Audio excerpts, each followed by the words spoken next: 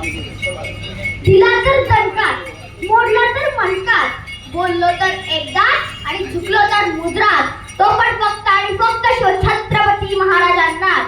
हर हर महादेव आवाज उठला, मुघलांच्या कपाळाला घाम फुटला, मराठ्यांच्या उठल्या तलवारी, मुघल पळती माघारी. राजे राजे तुम्ही अजून 10 वर्ष जरी जगला असता ना, तर या मुघलांनी सुद्धा भगवान फडकवला असता. अशा या महान राजाचं गुणगान करण्यासाठी मी अनुज सूर्यराव आज इथे उपस्थित आहे. रुद्राचा अवतार तो सिंहाचा ठसा होता, रुद्राचा अवतार तो सिंहाचा ठसा होता. अरे विचारा त्या सह्याद्रीला, विचारा त्या सागरी लहरींना माझा शिवबा कोण होता, माझा शिवबा कोण होता. ताकद तर सर्वांच्याच मनगटात होती, तलवारी तर सर्वांच्याच हातात होत्या, पण राज्य स्थापनेची इच्छा फक्त आणि फक्त माझ्या शिवबाच्या हृदयात होती, माझ्या शिवबाच्या हृदयात होती. मित्रांनो, शिवजन्मापूर्वी कर्नाटकात एका सुभेदाराचा हत्ती उधळला म्हणून एक प्रसंग घडला. त्या हत्तीला शांत करण्यासाठी 2 तुकड्या झाल्या. एक होती जाधवांची तर एक होती भोसल्यांची. भोसल्यांच्या तुकडीचे नेतृत्व करत होते संभाजी भोसले व जाधवांच्या तुकडीचे नेतृत्व करत होते दत्ताजी जाधव. माझे जाऊनचे बंधू आणि संभाजी भोसले हे माझे जाऊन वकील होते बरं का. अहो हत्ती राहिला बाजूलाच, हत्ती राहिला बाजूलाच आणि संभाजी भोसल्यांकडून दत्ताजी जाधवांवर वार झाला व दत्ताजी मारला गेला. दत्ताजीचा बदला घेण्यासाठी लखोजीराव पुढे आले व संभाजीही मारला गेला. पुढे काही वेळाने युद्ध थांबले. भोसल्यांची माणसं संभाजीचं प्रेत घेऊन जात होती व जाधवांची माणसं दत्ताजीचं प्रेत घेऊन जात होती. भोसल्यांची माणसं रडत होती कारण संभाजी मेला होता व जाधवांची माणसं रडत होती कारण दत्ताजी मेला होता. पण माझी जाऊनी रडायचं तरी कोणासाठी? एकीकडे आपला सख्खा भाऊ गेलाय, दुसरीकडे आपला दीर गेलाय, कोणासाठी रडायचं? माझी जाऊ रडत होत्या त्या नादात महाराष्ट्रासाठी. आणि आपलीच माणसं आपल्याच माणसांचं रक्त घेत आहेत हे काही त्यांना सहन झालं नाही. त्या तशाच रडत रडत शिवाई देवीकडे आल्या व शिवाई देवीला म्हणू लागल्या, हे शिवाई देवी, हे शिवाई देवी, गरिबांचं राज्य येण्यासाठी, दीन दलितांचं राज्य येण्यासाठी, बहुजनांचं राज्य येण्यासाठी व मराठ्यांचं राज्य येण्यासाठी मला एक पुत्र दे. दगडालाही बाजार फुटला. 19 फेब्रुवारी 1630 या सोनियाच्या दिनी शिवनेरीवर एक तेजस्वी तारा चमकला. अरे माझा राजा जन्मला, माझा शिवबा जन्मला, दीन दुबल्यांचा कैवारी जन्मला, दृष्टांचा आहारी जन्मला, माझा राजा जन्मला, माझा शिवबा जन्मला. सह्याद्रीच्या कुशीत एक हिरा चमकला, सह्याद्रीच्या कुशीत एक हिरा चमकला, भगवा टिळा चंदनाचा शिवनेरीवर प्रगटला, शिवनेरीवर प्रगटला. मा भवानीच्या आशीर्वादाने, जिजाऊच्या मार्गदर्शनाने व मावळ्यांच्या साथीने शिवरायांनी स्वराज्य निर्माण केले. शिवराय घडले कारण संस्कार जिजाऊंचे होते. म्हणूनच तर म्हणावेसे वाटते, थोर तुमचे उपकार जिजाऊ, कर्तृत्व फिटणार नाही, थोर तुमचे उपकार जिजाऊ, कर्तृत्व फिटणार नाही. चंद्र सूर्य असेपर्यंत तुमचे नाव विसरणार नाही, तुमचे नाव विसरणार नाही.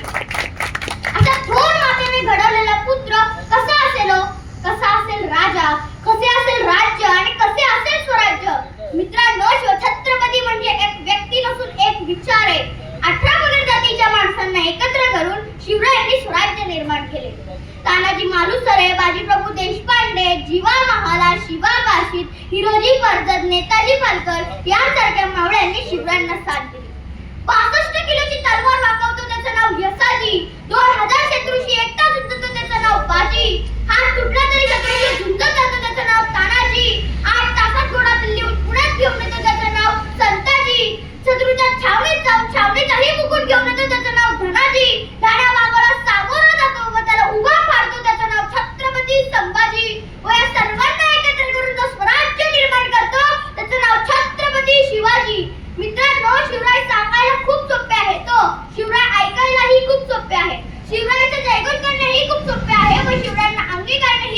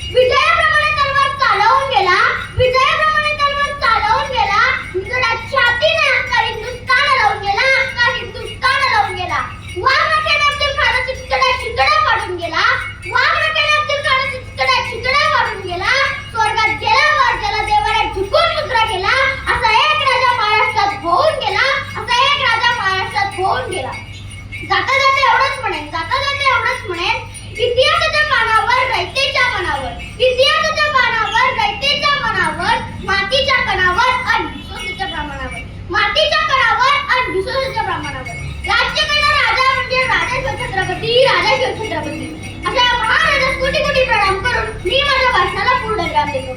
जय जिजाऊ जय शिवराय.